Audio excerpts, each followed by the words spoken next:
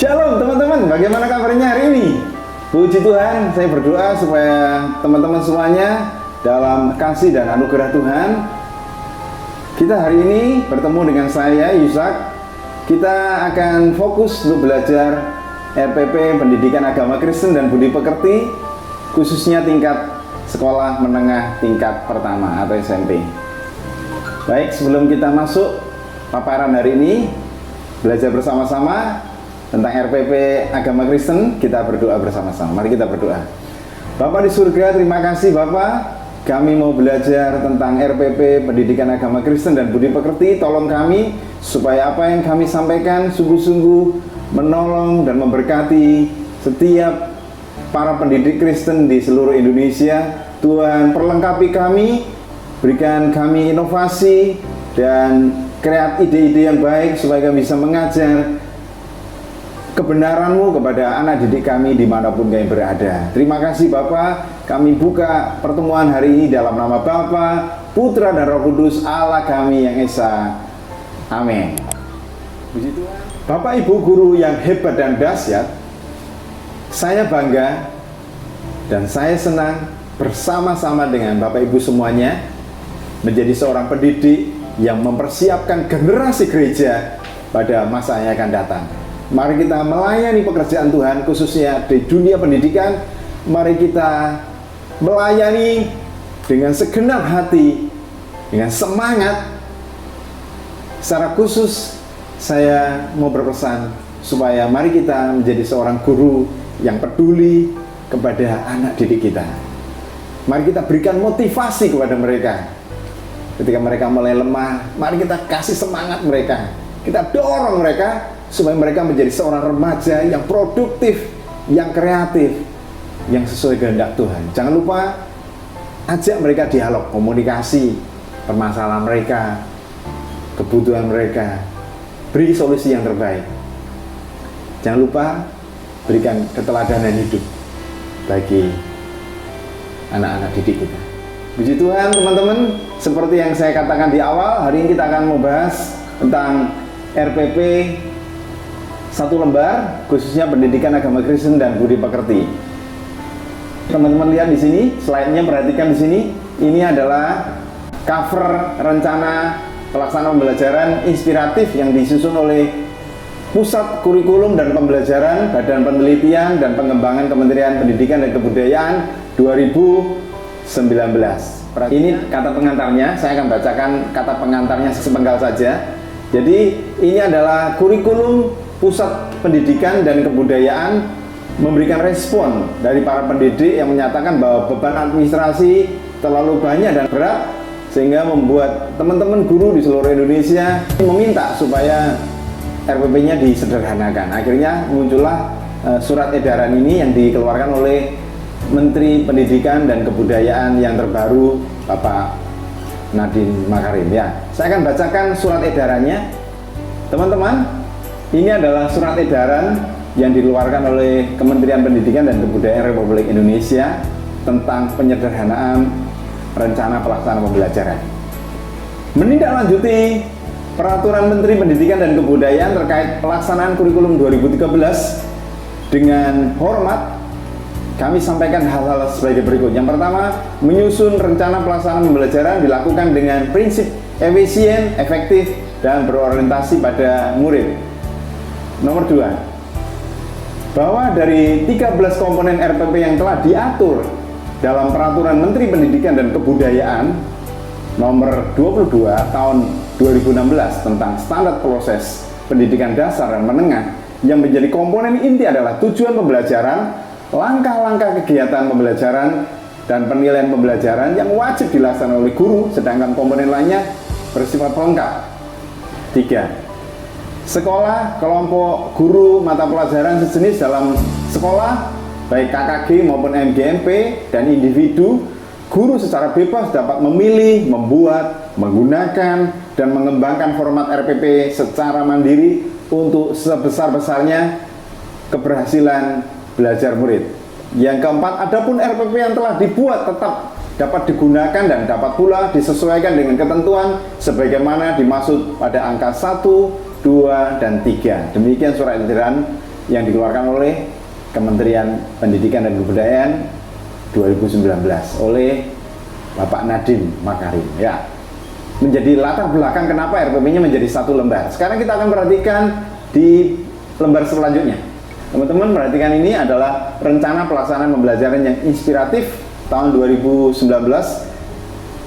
Pengarahnya di sini adalah Menteri Pendidikan, yaitu Bapak Nadiem Makarim sendiri, kemudian penanggung jawab, kemudian penyunting, penyelaras, ada tim penyusunnya di situ dan kontributornya. Dan sekarang kita masuk di daftar isi. Perhatikan teman-teman, di sini ada daftar isi dimulai dari RPP PAUD, kemudian sekolah dasar, sekolah menengah SMP, SMA, dan SMK, ada pula SLB ya.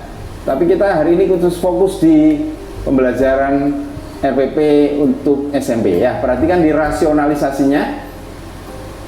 Menindaklanjuti surat edaran Menteri Pendidikan dan Kebudayaan nomor 14 tahun 2019 tentang penyederhanaan RPP yang sudah kita baca tadi di awal menjadi 3 komponen, yaitu tujuan, langkah-langkah kegiatan, dan asesmen. Pusat kurikulum dan pembelajaran membuat RPP inspiratif. Rencana pelaksanaan RPP ini dimaksudkan untuk memberikan guru bebas berekspresi dalam menyusun rencana pelaksanaan pembelajaran. Guru dapat menyesuaikan RPP dengan kondisi kelas maupun peserta didik. Tujuan pembelajaran diturunkan dan diekstrak dari kompetensi dasar dan diuraikan menjadi kompetensi-kompetensi yang akan dicapai peserta didik. Kegiatan pembelajaran diisi dengan aktivitas sesuai sintak model pembelajaran untuk mencapai komponen yang telah ditentukan. Untuk kegiatan pembelajaran memuat 3 komponen pembelajaran, yaitu kegiatan pendahuluan, inti, dan penutup. Kegiatan pembelajaran perlu dilengkapi dengan dokumen pendukung. Contohnya kegiatan percobaan yang perlu dilengkapi dengan langkah-langkah percobaan. Langkah-langkah percobaan tersebut dapat dituangkan di panduan praktikum ya. Di bagian penutup ditampilkan refleksi yang bukan hanya untuk peserta didik tapi juga untuk guru, karena ini untuk mendapatkan informasi mengenai keterlaksanaan pembelajaran yang akan dicapai. Asesmen yang dilakukan meliputi 3 aspek, yaitu aspek pengetahuan, keterampilan, dan aspek sikap. Untuk apa? Untuk mengukur tujuan pembelajaran yang telah diterapkan. Satu kegiatan dapat mencakup 3 aspek penilaian sekaligus. Bapak Ibu guru yang hebat dan dahsyat, sekarang kita masuk di RPP Pendidikan Agama Kristen dan Budi Pekerti 1 lembar untuk tingkat sekolah menengah tingkat pertama. Perhatikan slide ini. Di bagian yang paling atas sendiri saya berikan identitas di situ, join Telegram. Jika teman-teman suka dengan komunitas, silakan join di sana. Situ ada guru agama Kristen mulai tingkat SD, SMP, dan SMA, SMK seluruh Indonesia. Kalau teman-teman suka dengan komunitas, silakan join di sana. Jangan lupa kalau teman-teman punya materi atau inovasi pembelajaran, teman-teman juga bisa share di sana ya. Juga ada YouTube-nya di sana ya.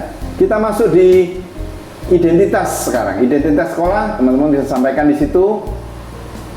Tulis di sini identitas sekolah teman-teman semuanya, kemudian pelajarannya agama Kristen, kelas 7 semester 2, KD-nya saya munculkan di sini. Kemudian materinya adalah tentang tema kerendahan hati. Untuk alokasi waktunya saya gunakan 2 pertemuan, jadi 3 kali 45 menit. Tujuan pembelajaran teman-teman bisa tuangkan di sini karena temanya adalah kerendahan hati. Jadi tujuannya adalah peserta didik dapat menerapkan prinsip hidup rendah hati menurut 1 Petrus 5 ayat yang kelima. Selanjutnya, peserta didik bisa mengakui kelemahan diri sendiri dan tidak meremehkan orang lain. Teman-teman juga bisa munculkan di sini tujuan pembelajaran supaya peserta didik menemukan makna kerendahan hati. Selanjutnya, diharapkan peserta didik bisa mempraktekkan sikap rendah hati dengan melakukan role play berdasarkan Lukas dan Yohanes, yaitu Lukas 18, Lukas 14, dan Yohanes pasal 13. Di bagian kegiatan pembelajaran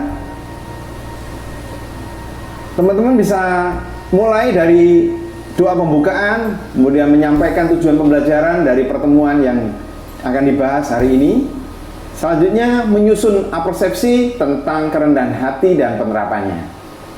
Di bagian inti, guru melakukan kegiatan pembelajaran dengan melakukan pendekatan saintifik dengan menggunakan metode pembelajaran sesuai kompetensi dasar sehingga tujuan pembelajaran pendidikan agama Kristen dan budi pekerti dapat dicapai.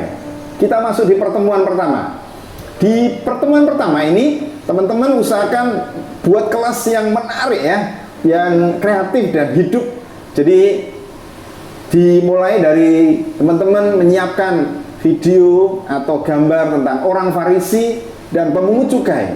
Itu ada di Lukas 18. Siapkan materi-materinya, gambar-gambarnya maupun video yang akan disiapkan untuk peserta didik. Kemudian anak-anak diminta mengeksplorasi latar belakang dari tujuan penulisan Lukas pasal 18 ya. Eksplorasi apa aja temuan di sana, latar belakangnya, kemudian alasannya apa sehingga muncul Lukas 18 ini.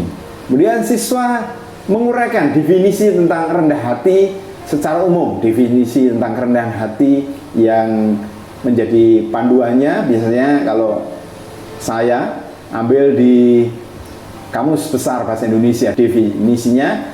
Kemudian teman-teman juga wajib memberikan definisi menurut pemahaman konteks Alkitab. Jadi berbeda. Definisi secara umum dengan definisi menurut sudut pandang Alkitab beda. Oleh sebab itu nanti akan dibandingkan dan diarahkan endingnya di definisi kerendahan hati menurut sudut pandang Alkitab. Kemudian anak-anak diminta untuk menemukan nilai-nilai dan prinsip kerendahan hati menurut Lukas pasal 18. Menemukan mereka, menggali, menemukan dan mendaftarkan. Selanjutnya mendaftarkan dan menerapkan ciri-ciri seorang yang dipenuhi kerendahan hati menurut Alkitab itu apa. Teman-teman juga bisa membuka buku-buku bukan hanya buku panduan dari Kementerian Pendidikan, tapi juga teman-teman bisa eksplorasi buku-buku yang lain karena ada banyak sekali sumber-sumber di sekitar kita yang menjadi referensi untuk mendukung kelengkapan pembelajaran kita di kelas. Selanjutnya anak-anak melakukan diskusi kelompok. Tentang apa, Pak? Nah, temanya di sini adalah menggali kaitan kerendahan hati dengan hati nurani. Karena ini menarik sekali. Ada hal-hal yang menarik tentang konsep hati nurani ini. Jadi kalau kita menggali tentang latar belakang dan pengaruhnya hati nurani dalam mengambil keputusan, ini sangat menarik sekali. Memang bisa menggali dari berbagai sumber tentang hati nurani dan menemukan unsur hati nurani dalam kaitannya dalam mengambil keputusan. Ini akan dibahas bersama-sama di dalam kelompok peserta didik kita. Kemudian mereka menemukan tokoh-tokoh Alkitab yang rendah hati siapa saja ya. Setelah mereka menemukan, mungkin mereka bisa menggali dari Perjanjian Lama dan Perjanjian Baru. Mereka mengeksplorasi dan menemukan. Setelah menemukan, kita identifikasi kekuatannya apa, kelebihannya apa tokoh-tokoh ini, sehingga memiliki karakter kerendahan hati yang dahsyat, yang luar biasa, sehingga perlu kita refleksikan dalam hidup anak-anak. Setelah menemukan, diminta mereka mempresentasikan hasil diskusi dalam kelompok. Jangan lupa nanti kelompok yang lain juga memberikan respon. Guru di sini sebagai kontrol dalam diskusi kelompok. Di bagian selanjutnya, mereka diminta untuk mendaftarkan kekuatan dan kelemahan diri terkait kerendahan hati. Terkait kerendahan hati, ini juga ada di buku. Teman-teman bisa dalami, boleh juga ditambahkan jika bukunya kurang sempurna. Teman-teman bisa tambahkan sendiri poin-poinnya dan tugas-tugasnya. Mungkin perlu ditambahkan dari sudut pandang yang teman-teman rasa tambahkan. Yang kurang ditambahkan, maksudnya seperti demikian. Kemudian membandingkan perbedaan kerendahan hati dengan rendah diri itu apa? Sangat beda sekali, karena kerendahan hati dengan rendah diri itu beda. Membuat perbandingan. Selanjutnya di bagian terakhir, teman-teman anak-anak nanti diminta untuk menuliskan refleksi tentang kerendahan hati menurut Lukas pasal 18. Oke, selanjutnya kita masuk di pertemuan kedua. Karena ini ada 2 pertemuan. Ini pertemuan yang kedua. Guru mengajak peserta didik mengamati gambar tentang kerendahan hati, khususnya di Yohanes 13. Ini adalah Tuhan Yesus sedang membasuh kaki murid-muridnya. Ini adalah gambar untuk teman anak-anak nanti bisa mengeksplorasi secara lengkap apa yang kita bahas di pertemuan kedua ini, di semester genap ini. Selanjutnya, siswa diminta mengidentifikasi latar belakang tujuan penulisan kitab Yohanes pasal 13. Selanjutnya, anak-anak diminta untuk mendalami makna kerendahan hati menurut Lukas 14 ayat 7-11. Jadi maknanya apa? Mereka diminta untuk menemukan makna dari Lukas 14 dalam hubungannya dengan kerendahan hati ini. Selanjutnya anak-anak diminta untuk mendiskusikan arti, makna, dan hubungannya kerendahan hati sebagai murid Yesus ya. Diminta mereka. Anak-anak menganalisa tantangan-tantangan hidup sebagai remaja yang memiliki kerendahan hati itu apa. Ada banyak kita jumpai tantangan-tantangan remaja masa kini dalam hubungannya dengan masalah mereka. Mereka menemukan, kemudian mereka memberikan solusinya, tantangannya itu apa. Kemudian mereka diminta untuk menemukan pentingnya kerendahan hati sebagai murid Yesus. Mereka mempresentasikan hasil diskusi di hadapan kelompok. Mereka juga diminta memainkan peran kisah Tuhan Yesus membasuh kaki murid ya. Kalau teman-teman kreatif dan muridnya kreatif juga, anak-anak akan semakin hidup di kelas karena anak-anak suka untuk bermain peran ya. Jika situasinya belajar dari rumah, mungkin anak-anak bisa diberikan tugas sesuai kondisi yang ada. Misalnya teman-teman bisa meminta mereka membuat kelompok dengan Google Class atau media sosial lainnya. Kemudian diminta menuliskan pengalaman hidup mereka tentang kerendahan hati. Menuliskan refleksi tentang hidup dalam kerendahan hati sebagai remaja Kristen menurut 1 Petrus 5 ayat yang kelima. Yang terakhir, guru dan peserta didik berdoa membuat kesimpulan materi yang diajarkan. Jangan lupa tekankan di sini untuk anak-anak kita semuanya menghidupi kebenaran firman Tuhan. Selanjutnya di bagian refleksi dan konfirmasi, menyusun refleksi pencapaian siswa melalui penilaian asesmen ya, refleksi guru dan siswa untuk mengetahui ketercapaian proses pembelajaran dan perbaikan.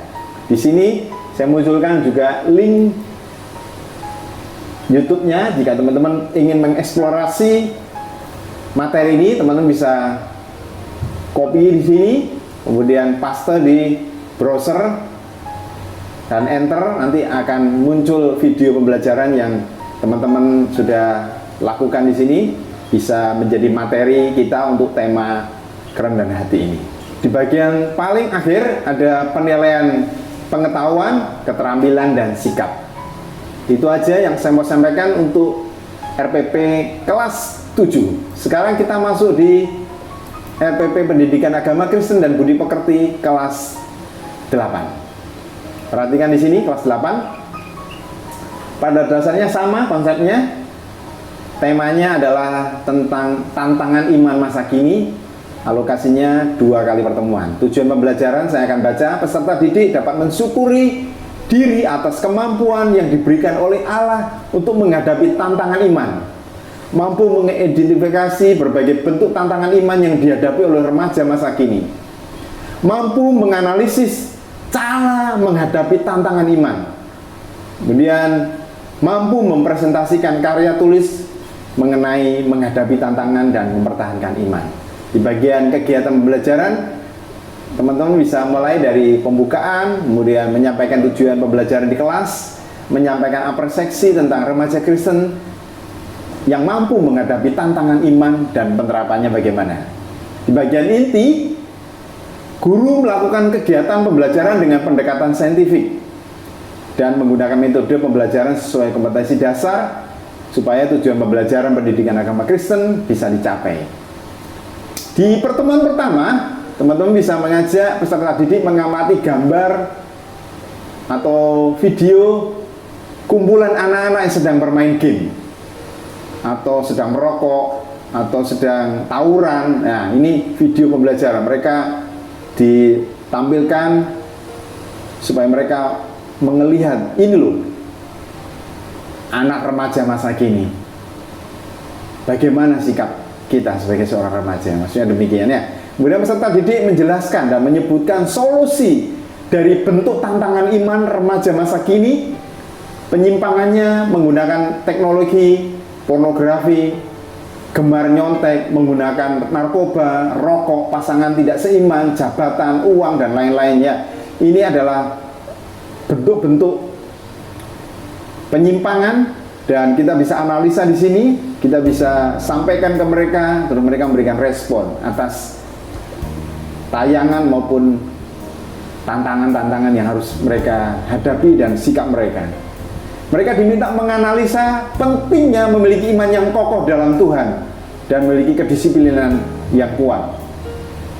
Mereka diminta juga mengeksplorasi kisah remaja yang kecanduan narkoba, menyebutkan kronologi kejadiannya sebelum menggunakan narkoba, berkenalan dengan teman, mencoba narkoba, terikat dengan narkoba sebagai pengguna dan pelaku penyimpangan. Ini adalah alur seorang mulai kecanduan narkoba dan akhirnya mereka bisa lepas dari ikatan-ikatan yang menyimpang, bentuk-bentuk penyimpangan. Selanjutnya, teman-teman mengajukan pertanyaan diskusi kepada siswa, menyebutkan indikasi seorang yang terikat narkoba. Apakah remaja yang terjerat narkoba bisa sembuh? Bagaimana solusinya? Siapa saja target pasar narkoba? Bagaimana supaya saya tidak terjerat rokok ataupun narkoba? Kemudian mereka diminta mempresentasikan hasil diskusi di hadapan kelompok, menyampaikan ulasan terkait undang-undang narkoba. Di bagian terakhir, teman-teman menyampaikan refleksi untuk anak-anak.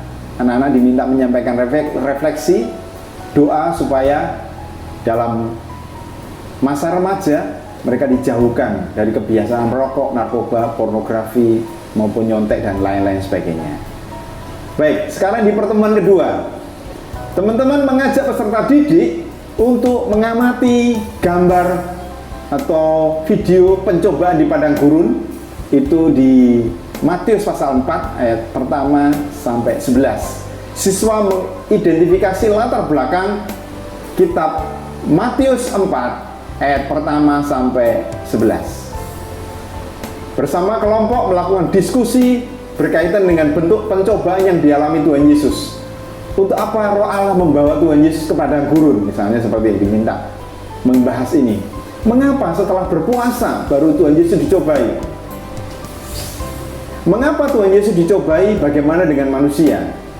Menyebutkan 3 bentuk tantangan yang ditawarkan iblis kepada Tuhan Yesus. Bagaimana respon Tuhan Yesus terhadap pencobaan itu? Apakah dengan kita rajin beribadah, berdoa, dan membaca Alkitab, kita terhindar dari masalah atau tantangan hidup? Bagaimana sikap dan tindakan kita sebagai remaja Kristen dalam menghadapi tantangan iman masa kini? Lalu peserta didik membuat gambar atau profil diri dalam bentuk diagram. Itu ada di halaman 76 di buku kementerian. Selanjutnya, mereka mempresentasikan hasil diskusi di hadapan kelompok. Mereka mempresentasikan hasil diskusi, kemudian kelompok yang lain meminta respon daripada diskusi kelompok orang lain. Jangan lupa di sini guru sebagai kontrolnya. Mereka diminta menuliskan refleksi menjadi seorang remaja Kristen yang akan tetap teguh, beriman, setia, dan taat kepada janji Allah, dan tidak mudah terpengaruh oleh berbagai tawaran yang merugikan dirinya. Jadi mereka diminta untuk membuat janji, komitmen untuk tidak terpengaruh dengan hal-hal yang buruk itu tadi. Mereka diminta menuliskan janji secara pribadi untuk setia kepada Allah melalui slogan atau doa maupun bentuk puisi ya. Di bagian terakhir di pertemuan 2 ini, teman-teman dan peserta didik doa menutup kelas. Jangan lupa memberikan kesimpulan pentingnya menghidupi kebenaran firman Tuhan. Jika teman-teman ingin mengeksplorasi materi ini, teman-teman bisa lihat di slide ini ada link YouTube. Teman bisa copy dan tempel di link YouTube, akan muncul materi tentang tantangan iman ini. Itu RPP kelas 8. Kita sekarang masuk di RPP yang terakhir, contoh RPP yang tingkat 9. Ini contoh formatnya, pada dasarnya sama formatnya. Temanya kelas 9 ini tentang meneladani Kristus dalam pelayanan. Tujuan pembelajarannya akan saya bacakan. Peserta didik mampu menguraikan dan memaknai keteladanan Tuhan Yesus, menemukan karakter pribadi Yesus sebagai tokoh idola sepanjang hayat yang dapat mengubah perilaku siswa, merumuskan jenis dan model pelayanan Tuhan Yesus. Selanjutnya menyimpulkan tantangan pelayanan Tuhan Yesus, menyimpulkan solusi yang ditawarkan Tuhan Yesus ketika berhadapan dengan tantangan pelayanan, menerapkan prinsip bertumbuh dalam melayani Tuhan, menerapkan karakter Kristus sebagai pondasi dalam melayani, dan yang terakhir mempraktekkan hidup sebagai orang yang melayani Tuhan. Di bagian pendahuluan, teman-teman dimulai dari doa dan menyampaikan tujuan pembelajaran yang akan disampaikan di awal kelas, kemudian menyampaikan persepsi tentang keteladanan Kristus dalam melayani dan penerapannya. Di inti, teman-teman melakukan kegiatan pembelajaran dengan pendekatan saintifik. Di pertemuan pertama ini, teman-teman bisa awali dengan tayangan atau video gambar Tuhan Yesus pada usia 12 tahun. Ini ada gambarnya, teman bisa browsing sendiri. Gambar Tuhan Yesus di usia 12 tahun sampai usia dewasa ya.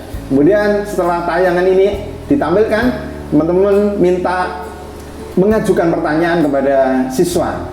Tren idola anak muda zaman now ya, zaman sekarang, menguraikan kriteria idolanya itu seperti apa, kenapa mereka milih idola ini, kemudian apakah memiliki dampak jangka panjang, kemudian idola tersebut apakah mendukung mereka dalam karir atau studi mereka.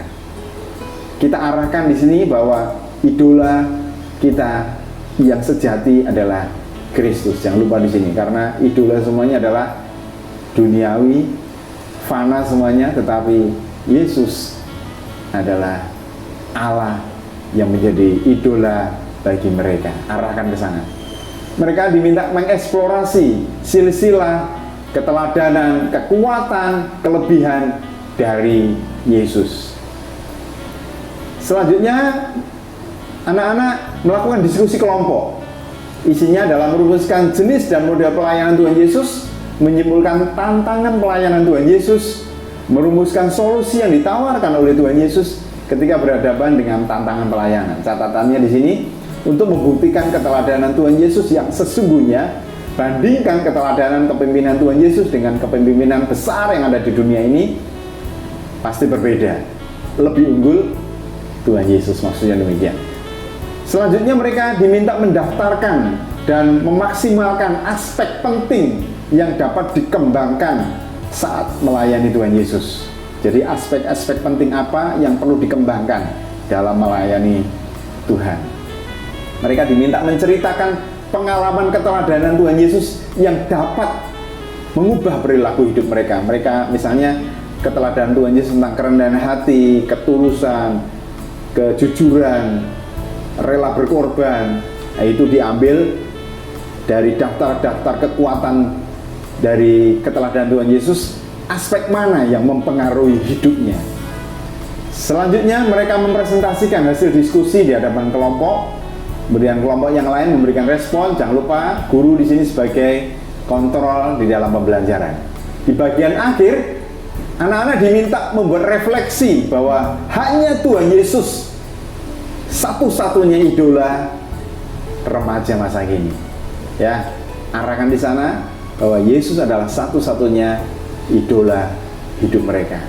Di pertemuan yang kedua, guru menampilkan gambar atau tayangan Maria dan Marta. Kemudian mereka diminta menjawab pertanyaan, bagaimana model pelayanan Tuhan Yesus kepada Maria dan Marta? Bagaimana respon mereka? Apa implikasinya bagi anak-anak remaja masa kini?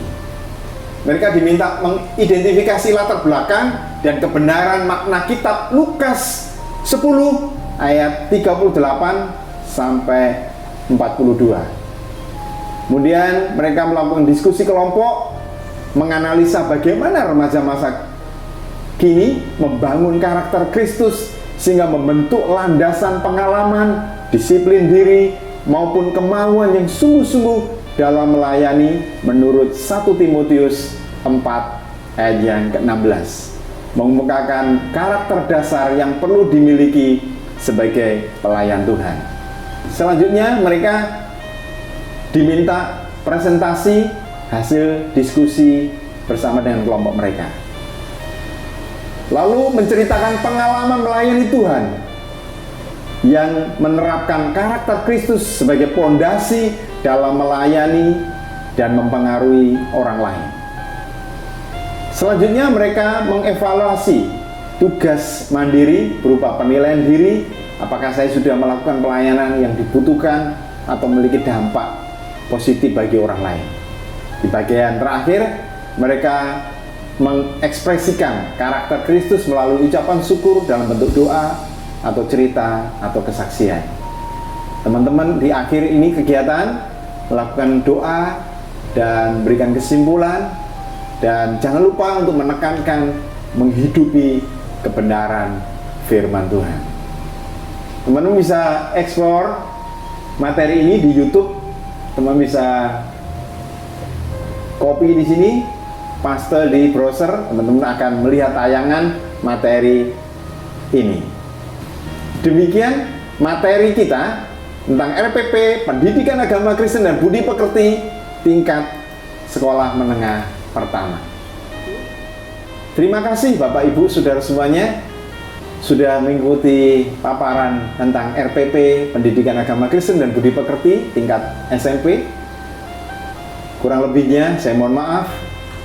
Kita akan bertemu pada pertemuan yang akan datang. Materi ini ada di deskripsi, silakan teman-teman lihat di deskripsi, bisa kunjungi di sana. Demikian paparan untuk RPP Pendidikan Agama Kristen dan Budi Pekerti tingkat SMP. Mari kita menutup bagian ini dengan doa. Bapa di surga, terima kasih untuk hari ini Tuhan. Jadikan kami seorang pendidik yang kreatif, yang inovatif, yang memiliki kemampuan yang dari Tuhan. Kami diperlengkapi dengan ilmu pengetahuan dan kebenaran dari firman-Mu. Ajari kami Tuhan untuk menyeberangkan ilmu pengetahuan dan keteladanan hidup kami kepada anak didik kami, sehingga karakter Kristus ada di dalam hidup mereka. Ajari kami Tuhan tetap setia melayani pekerjaan-Mu dimanapun kami berada. Terima kasih Bapa. Kami tutup pertemuan hari ini di dalam nama Bapa, Putra dan Roh Kudus, Allah kami yang Esa. Amin. Terima kasih teman-teman sudah mengikuti materi hari ini. Kita akan bertemu pada pertemuan-pertemuan yang akan datang dengan materi yang dahsyat yang luar biasa tentang kebenaran firman Tuhan. Tuhan Yesus memberkati.